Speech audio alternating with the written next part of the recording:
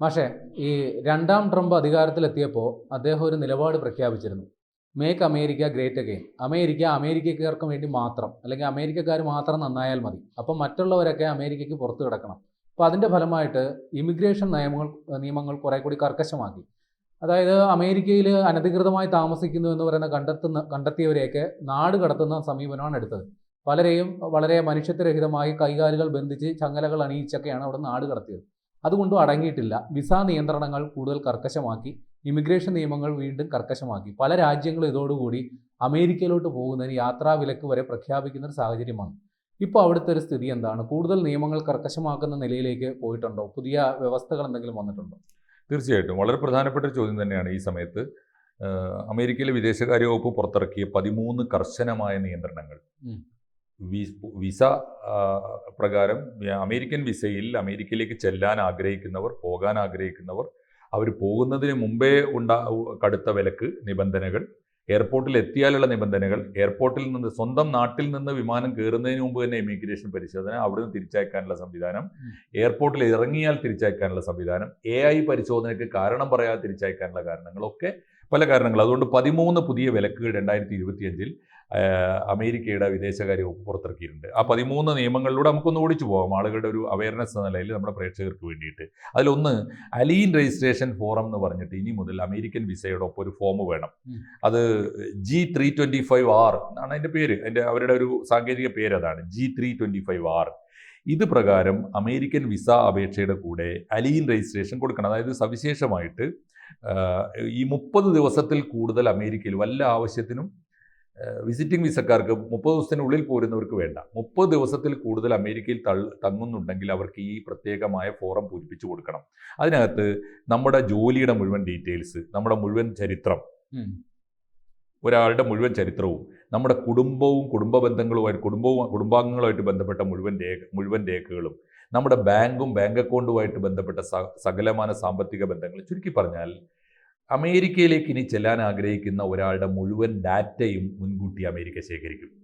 Data ഒരു പ്രധാനപ്പെട്ട സ്വത്താണ് എന്ന് ഓർത്തിരിക്കുക. അതുകൊണ്ട് അത് അമേരിക്കക്ക് പണയപ്പെടുത്തിയിട്ട്, നമ്മുടെ മുഴുവൻ ഡാറ്റയും പണയപ്പെടുത്തിയിട്ട്, നമ്മുടെ ജീവചരിത്രവും നമ്മുടെ കുടുംബചരിത്രവും നമ്മുടെ ബാങ്ക് അക്കൗണ്ടുകൾ, സാമ്പത്തിക ഇടപാടുകൾ, ജോലി, എല്ലാ രേഖകളും അവർക്ക് ബോധിപ്പിച്ചിട്ട് വേണം ചെല്ലാൻ. അതാണ് ഒന്നാമത്തെ നിയമം. അലീൻ രജിസ്ട്രേഷൻ ഫോറം വേണം. 2, റിയൽ ID വേണം. റിയൽ ID എന്ന് പറഞ്ഞാൽ അമേരിക്കയിൽ ചെന്നിട്ട് ആഭ്യന്തരമായി അമേരിക്കക്കകത്ത് യാത്ര ചെയ്യാൻ. സാധാരണഗതിയിൽ ഏതൊരു രാജ്യത്തും ഒരു അന്യരാജ്യത്തെ പൗരൻ ചെന്നാൽ ആ രാജ്യം മുഴുവൻ സന്ദർശിക്കാൻ അയാളുടെ കയ്യിൽ വിസ സ്റ്റാമ്പ് ചെയ്ത പാസ്പോർട്ട് ഉണ്ടായാൽ മതി. അമേരിക്ക പുതിയ നിയമപ്രകാരം അത് പോരാ, അവിടെ ഒരു റിയൽ ID ഇഷ്യൂ ചെയ്യും. ആ റിയൽ ID കയ്യിലില്ലാത്ത, അമേരിക്കയിൽ സഞ്ചരിക്കണമെങ്കിൽ നമ്മുടെ പാസ്പോർട്ട് പോരാ, റിയൽ ID ഇഷ്യൂ ചെയ്യും. ആ റിയൽ ID അത് ആഭ്യന്തര യാത്രക്ക്, ഈ ഗൾഫ് രാജ്യങ്ങളിൽ ഇഖാമ എന്ന് പറയുന്ന അതുപോലെ അവിടുത്തെ റെസിഡൻസ് പാസ് അവർ കൊടുക്കണം. ആ പാസ് ഉള്ളവരെ മാത്രമേ അവിടെ ആഭ്യന്തരമായ യാത്രക്ക് പോകാൻ പറ്റുള്ളൂ. അതാണ് 2. അല്ലെങ്കിൽ എന്താ, നമ്മൾ ഏത് നഗരത്തിലാണോ ചെന്നിറങ്ങിയത് ആ നഗരത്തിൽ നിന്ന് കയറി പോകുന്നോളണം. അതാണ് അതിൻ്റെ പ്രത്യേകത. റിയൽ ID വരുന്നു. 3ാമത്തേത് DS-164 എന്ന് പറയുന്നൊരു ഫോമുണ്ട്. DS-164 അതെന്താണെന്ന് വെച്ചാൽ, അത് ഈ കഴിഞ്ഞ മെയ് മാസം 1 മുതൽ ഈ മെയ് മാസം 1 മുതൽ നടപ്പാക്കി കഴിഞ്ഞു. അത് വിസക്ക് അപേക്ഷിക്കുമ്പോൾ 20 പേജുള്ള ഒരു പ്രത്യേക അനുബന്ധ ഫോറമാണ് DS-164. അതിലെന്താ പറയുന്നതെന്നറിയോ? അതിൽ വേണ്ടത്, നിങ്ങൾ ഇന്ന് വരെ സോഷ്യൽ മീഡിയ അക്കൗണ്ട് ഉണ്ടോ? ഏതെല്ലാം തരത്തിൽ നിങ്ങൾക്ക് സോഷ്യൽ മീഡിയയിൽ അക്കൗണ്ട് ഉണ്ട്? നിങ്ങൾ എന്തെല്ലാം പോസ്റ്റ് ചെയ്തിരിക്കുന്നു? നിങ്ങളുടെ സോഷ്യൽ മീഡിയ കണ്ടന്റ്, നിങ്ങളുടെ ഓൺലൈൻ ഇടപാടുകൾ, അത് വ്യാപാരമാകാം, വിനിമയമാകാം, കമ്മ്യൂണിക്കേഷൻ ആകാം, എന്തായിരുന്നാലും ഓൺലൈൻ വ്യാപാരത്തിൻ്റെ മുഴുവൻ ഇടപാട്, പ്ലസ് കഴിഞ്ഞ 15 കൊല്ലമായി നിങ്ങൾ നടത്തിയ മുഴുവൻ യാത്രയുടെയും ചരിത്രം, വിസ ഡീറ്റെയിൽസ് അടക്കമുള്ള ചരിത്രം, ഇതെല്ലാം ചേർത്ത് 20 പേജുള്ള ഫോം പൂരിപ്പിച്ചു കൊടുത്താൽ മാത്രമേ ഇനി അങ്ങോട്ട് നിങ്ങൾക്ക് വിസ ഇഷ്യൂ ചെയ്യുകയുള്ളൂ. അതിൻ്റെ പേരാണ് DS-164. 4ാമത്തെ നിയമം, കഷ്ടകാലത്തിന് നിങ്ങൾക്ക് ഇരട്ട പൗരത്വമുണ്ടെങ്കിൽ, പ്രത്യേകിച്ച് ഒരു ഇന്ത്യൻ പൗരന് കാനഡയിലോ യൂറോപ്യൻ യൂണിയനിലെ ഏതെങ്കിലും രാജ്യത്തോ, 32 രാജ്യങ്ങളോ മറ്റോ, 27 രാജ്യങ്ങളാണ് യൂറോപ്യൻ യൂണിയൻ, അവിടെ ഏതെങ്കിലും ഒരു രാജ്യത്ത് സ്വാഭാവികമായിട്ടും ഒരു ഇന്ത്യക്കാരൻ, പ്രത്യേകിച്ച് മലയാളിക്ക് പൗരത്വം ഉണ്ടാവാൻ സാധ്യതയുണ്ട്. അങ്ങനെ ഒരാൾ, ഇരട്ട പൗരത്വമുള്ള ഒരാൾ അമേരിക്കയിലേക്ക് ചെല്ലുമ്പോൾ അത് വളരെ കനത്ത പരിശോധനയാണ്. കർക്കശമായ പരിശോധനയാണ്. എങ്ങനെയെങ്കിലും അത് ഒഴിവാക്കാൻ വഴിയുണ്ടോ എന്ന് നോക്കാനുള്ള എല്ലാ കനത്ത നിബന്ധനകളും അതിനകത്ത് ഉൾപ്പെടുത്തിയിട്ടുണ്ട്. ഡീറ്റെയിൽസിലേക്ക് ഇപ്പോൾ ഞാൻ പോകുന്നില്ല. അഞ്ചാമത്തെ പരിശോധന പ്രീ ക്ലിയറൻസ് ഇന്ത്യ. അതൊരു പ്രധാനപ്പെട്ട കാര്യം. ഇന്ത്യക്ക് തന്നിരിക്കുന്ന വലിയൊരു ഔദാര്യമാണ്. എന്താണെന്നറിയോ? നിങ്ങൾ അമേരിക്കയിലേക്ക് പോകാൻ ആഗ്രഹിക്കുന്നുണ്ടെങ്കിൽ ഇമിഗ്രേഷൻ നിങ്ങൾക്ക് ഇന്ത്യയിൽ വെച്ച് തന്നെ നടത്തി തരും. എന്തിനാണ് ഉദ്ദേശം മനസ്സിലായില്ലേ? എന്നുവെച്ചാൽ 2 സ്ഥലത്ത്, ഇന്ത്യയിലെ ഡൽഹിയിലും മുംബൈയിലെയും അമേരിക്കൻ എംബസിയിൽ അമേരിക്കൻ ഉദ്യോഗസ്ഥന്മാർ നേരിട്ട് വന്ന് നമ്മുടെ പ്രീ ക്ലിയറൻസ് ടെസ്റ്റ് നടത്തും. എന്ന് പറഞ്ഞാൽ നിങ്ങളെ അവിടെ വെച്ച് തന്നെ തിരിച്ചയക്കാം. എയർപോർട്ടിൽ വരെ പോലും വരേണ്ടതില്ല. അവിടെ വെച്ച് തന്നെ തിരിച്ചയക്കാനാണ് പ്രീ ക്ലിയറൻസ് എന്ന് പറയുന്നത്. ഇന്ത്യയിലെ ഡൽഹിയിലും മുംബൈയിലും പ്രീ ക്ലിയറൻസ് സെന്ററുകൾ തുടങ്ങിയിട്ടുണ്ട്. 6ാമത്തേത് ഇലക്ട്രോണിക് ഉപകരണങ്ങൾ വല്ലതും കയ്യിലുണ്ടോ? നിങ്ങൾക്ക് എളുപ്പമൊന്നും അമേരിക്കയിലേക്ക് ഇറങ്ങിച്ചെല്ലാൻ പറ്റില്ല. കടുത്ത പരിശോധനയാണ്. പ്രത്യേകിച്ച് മൊബൈൽ ഫോൺ, ലാപ്ടോപ്പ്, ടാബ്ലറ്റ് തുടങ്ങിയിട്ടുള്ള മുഴുവൻ രേഖകളും മുഴുവൻ നിങ്ങളുടെ ഇലക്ട്രോണിക് ഉപകരണങ്ങളും നിങ്ങൾ വിസയൊക്കെ കടന്ന് ടിക്കറ്റും കടന്ന് ചെന്നാലും അമേരിക്കയിൽ ഇറങ്ങുന്നതിന് മുമ്പ് അതിർത്തിയിൽ വെച്ച് പരിശോധിക്കും. ഇപ്പോൾ റോഡ് മാർഗം ചെന്നാലും അതുണ്ട്. മറ്റൊരു രാജ്യത്ത് നിന്ന് ചെന്നിപ്പോൾ മെക്സിക്കോയിലോ കാനഡയിലോ ഒക്കെ ചെന്നിട്ട് US ചെല്ലുമ്പോഴും അതിർത്തിയിൽ പരിശോധിക്കും. ഇനി വേറൊരു കാര്യം, ചില്ലറ പരിശോധനയല്ല, നിങ്ങളുടെ പാസ്വേഡ് നിർബന്ധമായും ചോദിച്ചു വാങ്ങും. നിങ്ങളുടെ മുഴുവൻ ഡാറ്റയും തുറക്കും. മാത്രമല്ല, നിയമത്തിൽ ആദ്യമേ പറയുന്നുണ്ട്, അവർക്ക് ആവശ്യമുള്ള ഡാറ്റ നിങ്ങളുടെ പാസ്വേഡ് പ്രകാരം തുറന്നിട്ട് കോപ്പി ചെയ്യാനുള്ള അവകാശം കൂടി അവർക്കുണ്ട്. മനസ്സിലായില്ല? അമേരിക്കൻ ഉദ്യോഗസ്ഥന്മാർക്ക് നിങ്ങളുടെ ആവശ്യമുള്ള ഡാറ്റ കോപ്പി ചെയ്തെടുക്കാനുള്ള അവകാശമുണ്ട് പുതിയ നിയമപ്രകാരം. 7 കേട്ടാൽ തമാശ തോന്നും. കഞ്ചാവ് ഉപയോഗിക്കുന്നവർക്ക് ഈ അമേരിക്കയിലേക്ക് ചെല്ലാൻ പാടില്ല. തമാശ എന്താണെന്നറിയോ? അമേരിക്കയിലെ പ്രധാനപ്പെട്ട പല സ്റ്റേറ്റുകളിലും കഞ്ചാവ് നിയമവിധേയമാണ്. അമേരിക്കയിൽ എത്തിപ്പെട്ടവർക്ക് കഞ്ചാവ് ഉപയോഗിക്കാം. പക്ഷേ ആരെങ്കിലും ഒരാളുടെ കഞ്ചാവിൻ്റെ മണമുള്ള ഒരാൾ വിസയുമായി ചെന്നാൽ, വിസ അടിച്ച് അമേരിക്കയിലേക്ക് ചെന്നാൽ വിലക്കുണ്ട്. അതാണ് കഞ്ചാവ് ഉപയോഗത്തിൻ്റെ പ്രധാനപ്പെട്ട ഒരു തമാശ. അതാണ് അടുത്ത 8ാമത്തെ നിബന്ധന. വല്ല കാരണവശാലും നിങ്ങൾ 2ാം തവണയാണ് അമേരിക്കയിലേക്ക് ചെല്ലുന്നതെങ്കിൽ സൂക്ഷിക്കുക. നിങ്ങൾക്ക് അമേരിക്കയിൽ ഇറങ്ങാൻ ബുദ്ധിമുട്ടുണ്ടാകും. കാരണം നിങ്ങൾക്ക് സ്പെഷ്യൽ പരിശോധനകളുണ്ട്. 1, കഴിഞ്ഞ തവണ നിങ്ങൾ പോയപ്പോൾ ഓവർ സ്റ്റേ ഉണ്ടായിരുന്നുവോ? ഒരു ദിവസമെങ്കിലും വൈകിട്ടാണോ നിങ്ങൾ തിരിച്ചു പോകുന്നത്? 2, ഏതെങ്കിലും മൈനർ കുറ്റകൃത്യങ്ങൾ നിങ്ങൾ അറിയാതെ പെട്ടുപോയിട്ടുണ്ടോ? ഏതാ മൈനർ ട്രാഫിക് റെഗുലേഷൻ എല്ലാവർക്കും വരുന്നതാണത്. ട്രാഫിക് റൂളുകൾ എവിടെയെങ്കിലും തെറ്റിച്ചിരുന്നോ? അതിലേതെങ്കിലും ഒരു ഡോളറിൻ്റെ എങ്കിലും ഫൈൻ അടക്കാൻ ബാക്കി ഉണ്ടായിരുന്നുവോ? എങ്കിൽ നിങ്ങൾക്ക് യാത്ര നിരസിക്കപ്പെടും, തടയപ്പെടും. അതാണ് 8. 9ാമത്തെ കാര്യം അത്ഭുതകരമാണ്, വിചിത്രമാണ്. ഓരോ അമേരിക്കൻ എയർപോർട്ടിലും നിങ്ങളുടെ പെരുമാറ്റ രീതി നിങ്ങളറിയാതെ നിരീക്ഷിക്കുന്നുണ്ടാവും അമേരിക്കൻ ഉദ്യോഗസ്ഥന്മാർ. എന്താ പെരുമാറ്റ രീതി? നിങ്ങളുടെ മുഖഭാവം എങ്ങനെയുണ്ട്? നിങ്ങളുടെ സംസാര രീതി എങ്ങനെയുണ്ട്? നിങ്ങളുടെ നടപ്പ് എങ്ങനെയുണ്ട്? കാണാൻ കൊള്ളാവോ? നിങ്ങളുടെ സൗന്ദര്യം എങ്ങനെയുണ്ട്?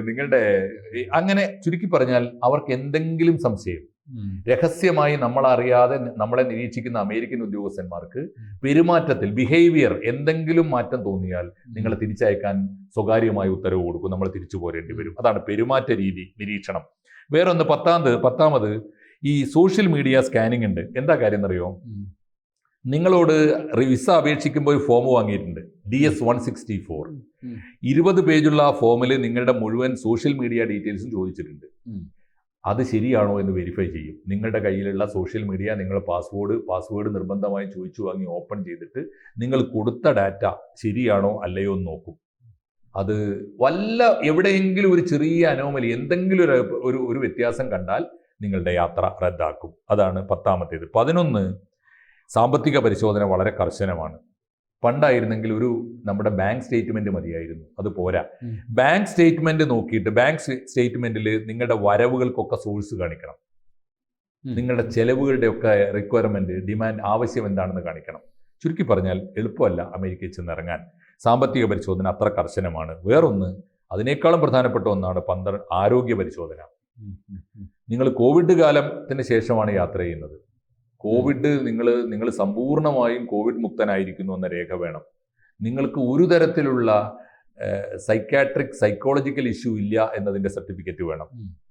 വേറൊന്ന്, നിങ്ങൾ ഏതെല്ലാം രോഗങ്ങളുടെ മരുന്ന് കഴിക്കുന്നു എന്നതിൻ്റെ മുഴുവൻ മെഡിക്കൽ ഡീറ്റെയിൽസും വേണം. ഇങ്ങനെ മുഴുവൻ ആരോഗ്യരേഖകളും കൊണ്ടുചെന്ന് നിങ്ങളുടെ ശാരീരികവും മാനസികവുമായ രോഗങ്ങളുടെ കണക്ക് വേണം. ഇത് മുഴുവനും രേഖപ്പെടുത്തി തെളിയിച്ചാൽ മാത്രമേ, നിങ്ങൾ സമ്പൂർണ്ണ ആരോഗ്യത്തോടെ രോഗമുക്തനാണ് എന്ന് ബോധിപ്പിച്ചാൽ മാത്രമേ ചെല്ലാൻ പറ്റുള്ളൂ. 13ാമത്തെ ഏറ്റവും റിസ്കിയ പ്രധാനപ്പെട്ട ഒരു കാര്യമുണ്ട്. അതിൻ്റെ പേരാണ്, ഈ 13ാമത്തെ നിയമം ഏറ്റവും ഭീകരമായ നിയമമാണ്. അതിൻ്റെ പേര് അൽഗോരിതമിക് റിസ്ക് ഇവാലുവേഷൻ എന്നാണ്. എന്ന് പറഞ്ഞാൽ AI-യുടെ ഒരു റിസ്ക് ഇവാലുവേഷൻ ഉണ്ട്. നമ്മൾ അറിയാതെ ഈ അൽഗോരിതം ടെസ്റ്റ്, നിർമ്മിത ബുദ്ധി നമ്മൾ അറിയാതെ നമ്മുടെ മുഴുവൻ രേഖകളും പരിശോധിക്കുന്നുണ്ട്.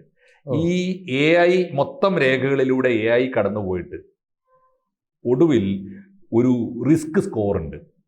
റിസ്ക് സ്കോർ 5-ൽ കൂടിയാൽ, അല്ലെങ്കിൽ ഒരു നിശ്ചിത നിലവാരത്തിൽ കൂടി കൂടുതൽ റിസ്ക് സ്കോർ ഉണ്ടെങ്കിൽ കാരണം പറയാതെ നിങ്ങളെ എന്ത് കാരണമാണെന്ന് പോലും ബോധിപ്പിക്കാതെ അൽഗോരിതമിക് റിസ്ക് ഇവാലുവേഷൻ പ്രകാരം നിങ്ങളുടെ ഏതു നേരത്തും വിസ റദ്ദാക്കാം, ഏത് എയർപോർട്ടിൽ നിന്ന് നിങ്ങൾ തിരിച്ചയക്കാം, ഏതു നേരത്തും അമേരിക്കയിൽ നിങ്ങളെ തിരിച്ച് കയറ്റി അയക്കാം. ഇത്രയും കടുത്ത നിബന്ധനകളോടെ ഈ നിബന്ധനകളിലൂടെ കടന്നു പോകുമ്പോൾ ഏതൊരു ഇന്ത്യക്കാരനും, ഏതൊരു പൗരനും, ഏതൊരു ലോകത്തിലെ മനുഷ്യനും തോന്നുന്നത് അമേരിക്കയിൽ ആള് തികഞ്ഞിരിക്കുന്നു, ഇനി അങ്ങോട്ട് ആരും ചെല്ലേണ്ടതില്ല എന്നാണ് ഇതിൻ്റെ അർത്ഥം. പക്ഷേ ഇന്ത്യക്കാരൻ ഞെട്ടിപ്പോകുന്നത്, ആശങ്കപ്പെടുന്നത്, ഇപ്പോഴും അമേരിക്കൻ സമ്പദ്ഘടനയുടെ നട്ടെല്ലായി വർത്തിക്കുന്ന ആയിരക്കണക്കിന് ഇന്ത്യക്കാരാണ് ആ രാജ്യത്തിൻ്റെ സമ്പത്ത്. അവരെക്കുറിച്ചൊരു നിമിഷം ഓർക്കാതെയാണ്. അവർക്കാണ് നിരന്തരമായി യാത്ര ചെയ്യേണ്ടി വരിക, അവരുടെ കുടുംബാംഗങ്ങൾക്കാണ് പോയേണ്ടി വരിക. അവരെ ആണ് ഏറ്റവും കൂടുതൽ ഇത് കഷ്ടപ്പെടുത്തുക. എന്ത് പറയാൻ തോന്നുന്നു പ്രേമന്? ഇത് മുൻപ് കാലങ്ങളിൽ ഒരു വാർത്തകൾ വന്നിരുന്നു, നമ്മുടെ ചില വിശിഷ്ട വ്യക്തികളെ അടക്കം വസ്ത്രമഴിച്ച് പരിശോധന നടത്തി എന്നുള്ളത്. ഇതൊക്കെ കേൾക്കുമ്പോൾ അതായിരുന്നു ഭേദം. ഇതിപ്പോൾ നമ്മൾ നഗ്നരല്ല എന്ന് മാത്രമേ ഉള്ളൂ, നമ്മുടെ സ്വകാര്യത എന്തെന്ന് പോലും ഇല്ലാത്തൊരു സംഗതി. നമ്മുടെ സ്വകാര്യത ഫുള്ള് അരിച്ച് കലക്കി കുടിച്ച് നമ്മുടെ ഇനി ചോദിക്കാത്തത് ഒന്നുകൂടി ബാക്കിയുള്ളൂ, നമ്മുടെ മുന്നാധാരവും നിലവിലെ ആധാരം, അല്ലെങ്കിൽ അത് ബാക്കിയുള്ളൂ. ബാക്കിയുള്ള എല്ലാം കൊടുക്കേണ്ടി വരും. ഏതായാലും അമേരിക്ക ഒരു തീക്കളിയാണ് നടത്തുന്നത്. അമേരിക്ക ലോകത്തിലെ മനുഷ്യന്മാരെ മുഴുവൻ ശത്രുക്കളായി പ്രഖ്യാപിക്കുന്ന അതിന്റെ ഒരു പ്രധാനപ്പെട്ട കാരണം കഴിഞ്ഞ ദിവസം ട്രംപിനെ കുറിച്ച് അവിടുത്തെ തന്നെ വലിയൊരു സാമ്പത്തിക വിദഗ്ധൻ പറഞ്ഞല്ലോ, അദ്ദേഹത്തെ തന്നെ വിശ്വാസമില്ല. സ്വയം വിശ്വാസമില്ലാത്ത ഒരു ഭരണത്തലവന് ലോകത്തിലെ ഏത് മനുഷ്യജീവിയെയും സംശയിക്കുക എന്ന് പറയുന്ന രോഗമുണ്ട്. അത് ചെറിയ രോഗമല്ല. അതുകൊണ്ടാണ് അദ്ദേഹം അമേരിക്കയിലേക്ക് വരാൻ ആഗ്രഹിക്കുന്ന എല്ലാവരെയും രോഗികളായി പ്രഖ്യാപിക്കുന്നത്. അവർക്ക് വേണ്ടി ആവശ്യമില്ലാത്ത പരിശോധനകളും വെക്കുന്നത്. തീർച്ചയായിട്ടും അമേരിക്ക അനുഭവിക്കട്ടെ എന്നല്ല നമുക്കിതിനകത്തൊന്നും. ഇന്ത്യക്കാർ അവിടെ അല്ലെങ്കിൽ വേറെ ലോകത്തിന്റെ വാതിലുകൾ മുട്ടി തുറന്ന് ജീവിച്ചോളൂ. പക്ഷെ അമേരിക്ക അനുഭവിക്കും.